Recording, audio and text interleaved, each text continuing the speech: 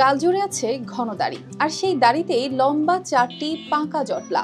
কথিত আছে এই দাড়ি কাটলেই নাকি শরীর খারাপ হয়, জ্বর আসে। আবার কেউ বলেন ভয়ঙ্কর কিছু ঘটে যায়। গ্রামের লোকেরা তো প্রায় ফিসফিস করে বলেন তার সঙ্গে আছে কোনো অদৃশ্য অলৌকিক শক্তি। কারো মতে সেটা অদেখা কোনো সঙ্গী।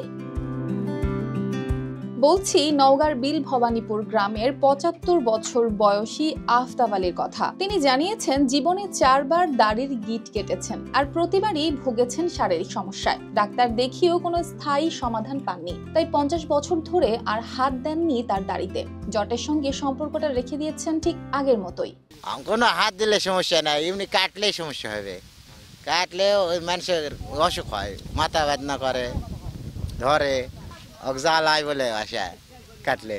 জীবনের ছন্দটাও যেন এই জটের মতো জড়ানো। 7 বার ঘর বাঁধলেও আজ তিনি সম্পূর্ণ একা। শেষ স্ত্রীও 3 মাস আগেই চলে গেছেন। মোনালিসা হেভি ফ্লো 15 পিস প্যাকেটের সাথে 8 পিসের একটি প্যাকেট একদম ফ্রি। মাছ ধরে রান্না করেন, সবকিছু একাই সামলান তিনি। ডাক্তার দেখে আর কাম হয় না, আবার কিছুদিন পর ভালো হয়ে যায়।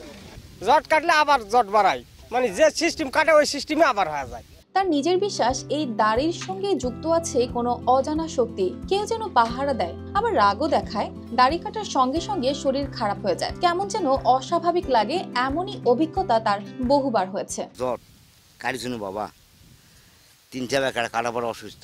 3 মাস বিছানায় পড়ে আছেন, কেউ খবর নেয়নি। কাটিছি তোর ছিল না বাবা, একাই হয়েছে, কিচ্ছু খাওয়া লাগে। আবার হয়েছে একাই, কোন কিছু খাওয়ালো, কাটবিন সিরবিন অজ্ঞান হয়ে যাবেন।